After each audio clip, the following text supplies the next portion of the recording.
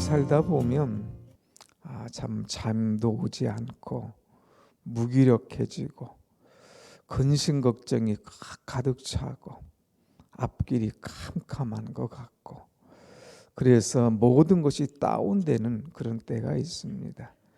이것을 가리켜서 우리가 영적으로는 영적 침체가 온다 이렇게 얘기하고 또 이제 우리가 우울증이 온다, 힘들고 괴롭다 이런 이야기를 할 수가 있습니다. 오늘 본문에 보면 이제 누가 지었는지는 알 수 없지만 고난당한 자가 마음이 상했을 때에 하나님 앞에 드리는 기도, 하나님 앞에 마음을 토하는 기도라 이렇게 앞에 적혀져 있는 것을 보게 되지요. 2절 말씀 보면 나의 괴로운 날에 주의 얼굴을 내게 숨기지 마소서. 이 시편을 기록한 저자가 굉장히 괴로웠어요. 무슨 일인지 알지 못하지만 얼마나 힘들고 괴로워하는지 모릅니다. 그래서 하나님, 나의 괴로운 날 내가 이때 주님 앞에 내 마음을 토해 놓으니 주님 나에게서 주의 얼굴을 숨기지 마옵소서 하면서 자기의 괴로운 심정을 토해내고 기도하는 모습을 볼 수가 있습니다. 토한다. 이 주의 얼굴을 이제 괴로운 날에 주님 앞에 이제 모든 것을 내놓는다 할 때에 뭐 가릴 것이 없어요. 부끄러운 것이 없어요. 있는 현실을 그대로 다 내놓는 것이 하나님 앞에 토하는 것이고 하나님 앞에 내 속사정을 아뢰는 것입니다. 오늘 이 시편 기자의 괴로운 상태, 그의 탈진된 상태, 우울한 상태가 어떤 것이냐 하나하나를 주목해서 보면 이제 3절에 보면 뭐라고 그랬어요? 내 날이 연기같이 소멸하며 내 뼈가 숯같이 탔음이니이다 그랬어요. 그래서 내 뼈가 막 숯같이 그냥 타는 것 같은 그런 아픔과 고통과 좌절이 막 생겨지기 시작하는 거예요. 이런 고통이 올 때 제일 먼저 나타나는 현상이 뭐냐? 식욕 감퇴예요. 아무리 좋은 음식이 있어도 입맛이 당겨지지 않습니다. 아무리 음식을 먹어도 음식 맛을 모르는 거예요. 여기 4절 말씀 보세요. 뭐라고 그랬어요? 내가 음식 먹기도 잊었으므로 내 마음이 풀같이 시들고 말라버렸사오며 그랬어요. 음식 맛이 사라지는 거예요. 종종 여러분에게 그럴 때가 있습니까? 뭐 음식 맛이 없어. 먹고 싶은 생각이 없어. 그거 내가 조금 이제 탈진하는 이 징조가 보이는 거예요. 뭔가 내 마음이 우울한 거예요. 기쁨이 없는 거예요. 더 나아가서 소망이 막 사라집니다. 내 마음이 풀같이 시들고 말라버렸사오며 아이들은 저녁에 그렇게 지치고 다운돼서 막 그냥 골아 떨어져도 아침이 되면 막 활기차게 일어나서 또 새로운 아침을 시작하는데 아침을 맞아도 다운되는 거예요. 마음이 풀같이 시들어 버린다고 그랬어요. 참 이 마음도 다운되고 또 기력도 다운되고 먹고 싶은 생각도 없는 그런 현상이 일어나는 것을 보게 되죠. 더 나가서 5절 보면 나의 탄식 소리로 말미암아 나의 살이 뼈에 붙었나이다. 이제 살이 뼈에 붙을 정도로 체중이 감소하는 거예요. 안 먹으니까 고민이 생기니까 더 나가서 뼈가 이제 붙을 정도로 이제 체중이 감소하는 그런 모습입니다. 더 나가서 잠을 못 자는 거예요. 잠을 못 자. 여러분 어제 저녁에 잘 주무시고 나오셨잖아요. 근데 이 마음이 힘들고 다운되고 탈진될 때에 잠을 못 자는 거예요. 한번 보세요. 뭐라고 말했나? 6절, 7절. 나는 광야의 올빼미 같고 황폐한 곳에 부엉이 같이 되어 싸우며 내가 밤을 새우니 지붕 위에 외로운 참새 같으니라. 밤을 세웠다. 우리 밤을 세워. 그런데 밤을 내가 세울 뿐만 아니라 지붕 위에 외로운 참새 같으니라. 외롭다 이거요. 내가 이 내 속사정을 누구에게 얘기할 사람이 없는 거예요. 외로운 거예요. 그래서 마치 지붕 위에 있는 참새처럼 외롭고 힘들다고 하는 표현을 하잖아요. 여러분 주변에 이런 분이 있으면 잘 봐야 돼요. 음식 맛이 또 없다고 그러고 갈수록 잠도 안 온다고 그러고 막 그냥 이 몸이 탈진되고요. 또 외롭다고 하고요. 이런 분들은 우울감이 자꾸 빠져드는 거예요. 더 나가서 그런 사람들은 자꾸 나오는 것이 있는데 그것이 뭐냐? 9절 봅니다. 나는 죄를 양식같이 먹으며 나는 눈물 섞인 물을 마셨나이다. 늘 눈물 흘려. 세상에 재미가 없어. 그냥 그 울고 어쩔 줄 몰라 하고 이런 모습이에요. 더 나가서 마지막 하나 더 한다면은 11절 같이 봅니다. 시작. 내 날이 기울어지는 그림자 같고 내가 풀에 시들어짐 같으니라. 기울어지는 그림자. 아니 그림자면 그림자도 기울어지나요? 그러니까 뭔가 자꾸 약해져 가는 거예요. 완전히 다운돼 가는 거예요. 나는 이 육체뿐만 아니라 그림자조차도 일어설 힘이 없을 정도로 다운되는 그런 모습을 이제 표현한 겁니다. 이럴 때는 어떻게 해야 될 것이냐? 혹시라도 여러분에게 이런 현상이 있을 때가 있습니까? 앞으로 살다 보면 이런 문제가 있을 수도 있어요. 그럴 때에 우리가 이것을 이제 벗어던지고 일어나는 비결이 뭐냐? 오늘 보면 이제 5가지가 쭉 나오는데 먼저는 하나님 앞에 기도하는 것밖에 없습니다. 그래서 1절 문제를 이제 보게 됩니다. 1절 한번 봅니다. 시작. 여호와여 내 기도를 들으시고 나의 부르짖음을 주께 상달하게 하소서. 그랬어요. 여호와여 나의 기도를 들으시고 하나님 지금 내 문제가 이렇습니다. 내 지금 이 심령이 이렇습니다.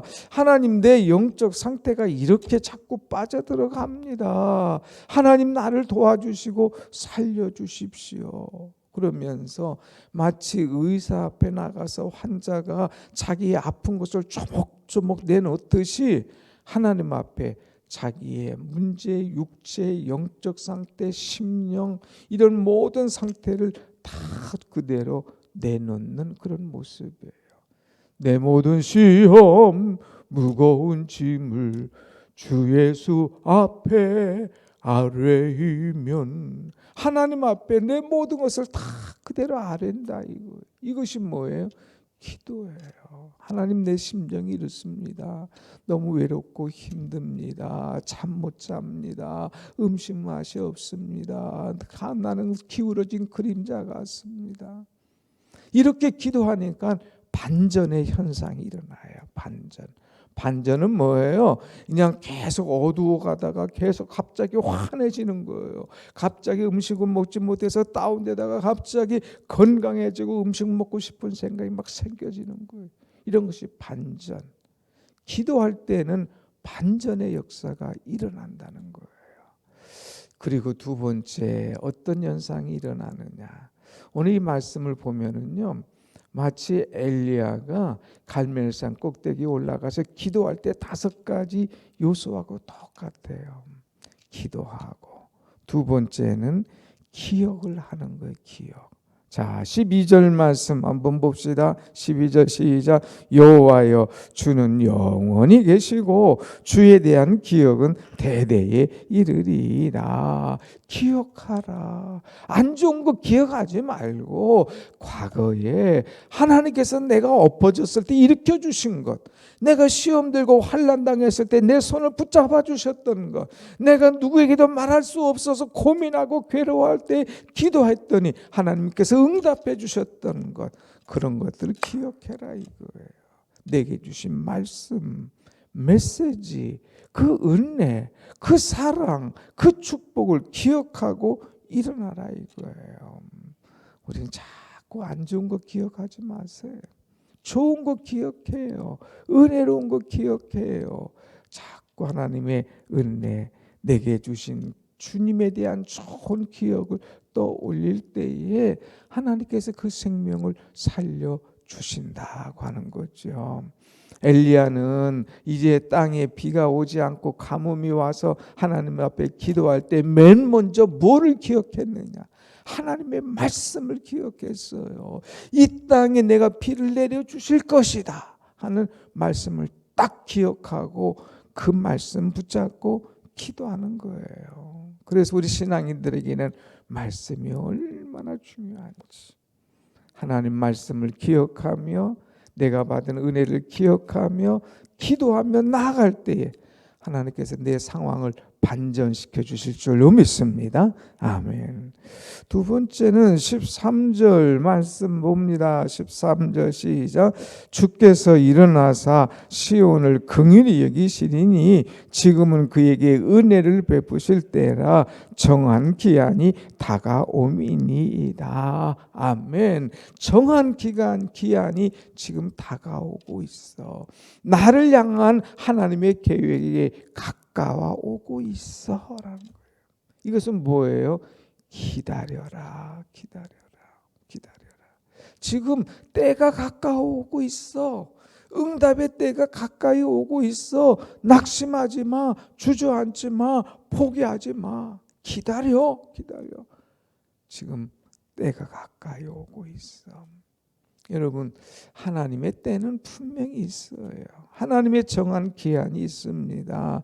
이스라엘의 40년 고난의 역사도 정해졌고요. 그들의 70년 바벨론 포로 생활도 정해져 있는 거예요. 그거 기다리지 못하면 해방을, 그거 기다리지 못하면 고국의 돌아옴을 경험하지 못하는 거예요. 어떤 사람 스스로 기한을 정해놔. 내가 3일만 기도해보고 안 되면 끝나리라. 스스로 기한을 정해놔. 그건 하나님을 시험하는 거죠. 하나님의 정한 기한이 있어요. 그것이 내 앞에 이를 때까지, 그것이 분명히 오고 있음을 믿고 기다릴 때에, 그리고 하나님 앞에 기도할 때에 하나님께서 여러분 기도한 대로 비록 더디고 더딜지라도 하나님께서 하신 말씀은 정녕 응하리라는 말씀 믿고 기다릴 때에 하나님의 응답이, 그 은혜가 분명히 여러분에게 오게 될 줄로 믿습니다. 아멘. 그 다음에 14절 말씀 보면 14절 주의 종들의 시온의 돌들을 즐거워하며 그의 티끌도 은혜를 받나이다. 좀 말이 바뀌어지죠.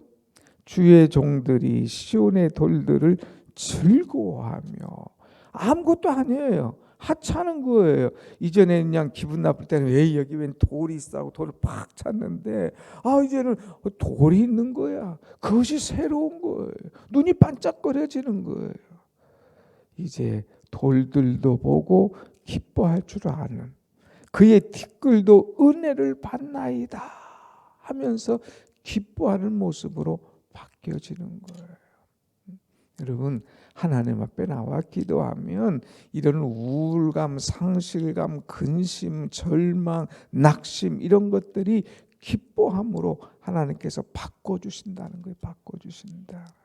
여러분들 기도하면서 기뻐하면서 찬송할 때마다 주의 은혜가 우리 속에 충만하여 오늘 또 기쁨이 넘치는 그런 삶을 이루게 될 줄로 믿습니다. 아멘. 기뻐하라, 기뻐하라, 자꾸 기뻐하라. 그래서 기도하고 기다리고 그 다음에 이 기뻐하고 또 하나님 말씀을 기억하고 그 다음에 마지막이 뭐냐? 기대하라. 이거 기대하라. 그래서 이 5가지 오기라 이렇게 하는데 어떤 것을 기억하느냐, 기대하느냐 한번 보세요. 기대하는 걸 한번 보세요. 16절 보세요. 16절 시작. 여호와께서 시온을 건설하시고 그의 영광 중에 나타나셨음이니이다. 건설한데 건설. 이제는 내 그림자도 기울어지는 것 같고 내 모든 것이 끝난 것 같았는데 이제는 건설하는 거예요. 건설. 파괴된 것들이 다시 쭉쭉쭉쭉 세워지도록 건설한다. 하나님께서 그의 영광 중에 나타나셨습니다. 뭔가 새로운 일이 일어나네. 나를 통해서 하나님께서 역사하실 것 같으네 하는 기대를 가져라 이거예요. 기대, 건설, 영광 이 단어가 벌써 바뀌어지잖아요. 그 다음에 17절 시작. 여호와께서 빈궁한 자의 기도를 돌아보시며 그들의 기도를 멸시하지 아니하셨도다. 하나님께서 멸시하지 않고 빈궁한 자의 기도를 들으시는 하나님이야. 그래서 이제 하나님께서 장래 세대를 위하여 기록할 것이니까 하나님을 찬양할 것밖에 없다는 18절의 말씀을 쭉 합니다. 또 20절 이는 갇힌 자의 탄식을 들으시며 죽이기로 정한 자를 해방하사. 하나님은 해방하시는 하나님. 그 다음에 22절 그때 민족들과 나라들이 함께 모여 여호와를 섬기리로다. 하나님을 섬기는 그날이 분명히 오고야 말 것이다 하는 이 기대와 확신을 갖고 있습니다. 그러면서 맨 마지막에 이제 그가 드려지는 감사의 기도가 어떤 기도냐? 28절 시작. 주의 종들의 자손은 항상 안전히 거주하고 그의 후손은 주 앞에 굳게 서리이다 하였도다. 안전, 굳게 서는 이런 은혜 하나님께서 분명히 주실 것이다. 주의 종뿐만 아니라 주의 종들의 자손은 항상 안전하게 거할 것이다. 얼마나 믿음이 대단해요. 주의 종과 주의 종의 자손은 항상, 그것도 항상이에요. 항상 안전하게 거할 것이다. 그의 후손은 주님 앞에 굳게 서리이다. 더 이상 흔들림 없이 요동함 없이 굳게 서게 될 것이다 하는 그 기대와 그 확신이 그 속에 넘쳐나는 것을 볼 수가 있습니다. 사랑하는 여러분, 오늘 말씀처럼 우리에게 신앙의 혼돈이 오고 어려움이 오고 좌절할 때에 그냥 세상 사람들처럼 끝내지 말고 포기하지 말고 기도하세요. 기억하세요. 그리고 기다리세요. 그리고 기뻐하세요. 그리고 하나님께서 주실 은혜를 기대하면 하나님께서 모든 것을 반전시켜서 여러분의 슬픔이 기쁨이 되게 하시고 여러분의 한숨이 찬송이 되게 하시고 여러분의 꺼져가는 심령이 새롭게 건설되는 은혜가 분명히 임할 줄로 믿습니다. 아멘. 기도하겠습니다.